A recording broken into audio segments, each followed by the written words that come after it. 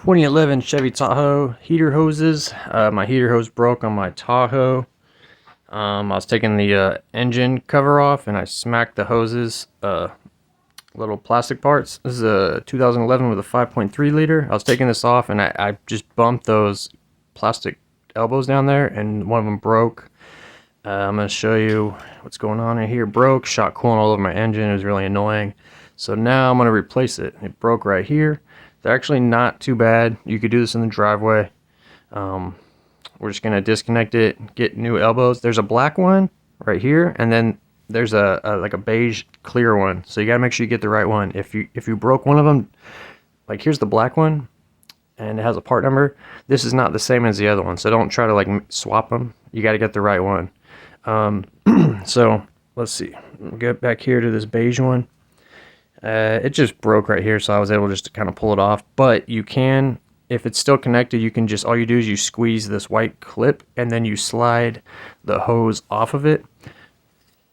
So you'd squeeze this and then you would pull back the hose. You would have two hands on it, of course. I have a hand on the camera, but that's just how you get it off. And also, of course, this will be very stubborn and fragile because it's plastic and it's been heated up 1,000 times and cooled down. So just be careful. This one, you just do the same thing and you can pull it off. So this camera shot is trash, but I just want to see if I can show you guys what's up. So you're going to reach in here and pull it off the firewall. What I did is I got it off the firewall first before I disconnected the hose on the bottom, because there's one down here on the bottom of it too. It's a three-way connector. I guess it's a T connector, not an elbow connector. But I got it off the firewall. Then once I got it off the firewall, I was able to snake my hands down here and get it off the steel pipe on the bottom. You'll see what I mean. But kind of the same thing. You just squeeze these tabs and then you try to pull it up and off. And you know, it's like playing Operation. You're trying not to damage the other one and anything around it. Both of them come off and on the same, but they are different. The black one is more curved, or the bottom part is curved, and this one is a straight on the bottom. The bottom, like fitting, it goes straight down. Also, the new one doesn't come with this piece right here for some reason. If you get it factory, maybe it does, but I had to switch this over from my old one, and I had to be super careful. I'd lift it up gently with a screwdriver. You're not going to probably be able to find this by itself, so just be careful when you're putting this on. This is probably like the most fragile part of the whole job, is putting this clip back onto this aftermarket part, so then it'll be able to work and connect.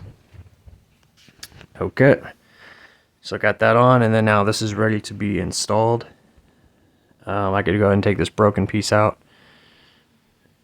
Alright, so what I'm going to do is put the back firewall piece on first. Here's the black one. This is just a quick screenshot of it on Amazon. Alright, so I put this in. I hit it to the back firewall first, and then the side steel pipe, and then this one I save for last. The one up front I save for last, and then I'll just slide this on. I recommend doing that. Well, actually, do whatever you like. It's your life, but this is how I did it. It seemed to work this way. Alright, go ahead and get this on and connect it. Push it in tight. Make sure it's good. And then, I mean, that's pretty much it for that. That's all we could do. I'm going to fill it up with coolant. I'm using factory coolant, of course. On these newer engines, I highly recommend using actual, you know, OEM fluids. But if you're, you know, if you're kind of broke and you don't have the chance to get it, then I get it. Anyways, start the car. Now I don't have a bleeder tool. I'm not even sure if I have to bleed this engine, but I'm gonna turn the car on. I'm gonna turn it on defrost, full blast on a heater, and that'll circulate the coolant all the way around. And then I'm gonna have the cap off of the reservoir. I was just checking for any leaks on the bottom, but yeah, you're gonna circulate the coolant with the reservoir cap off. That should get any air bubbles out if you have any.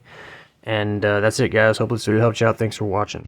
What's up, guys? I want to tell you about this new soap I've been using by a new company called Quantum Soap. It's a men's soap company. They make multiple different bars of soap with their own ingredients and fragrance. They even have a dark matter bar, which is more grittier. If you're a mechanic, you have a lot of dirt and oil in your skin a lot, you can reach them at quantumsoapco.com. Free shipping on orders over $50. These soaps are made in the US with all natural ingredients by hand. No synthetic this, synthetic that. They've been great. They've hooked us up with a GearmoAuto promo code. So if you head over to the website, type in GearmoAuto in the checkout, you'll get 10% off. Again, these guys are on Facebook, Instagram. Check them out. Check the links below. Thanks for watching.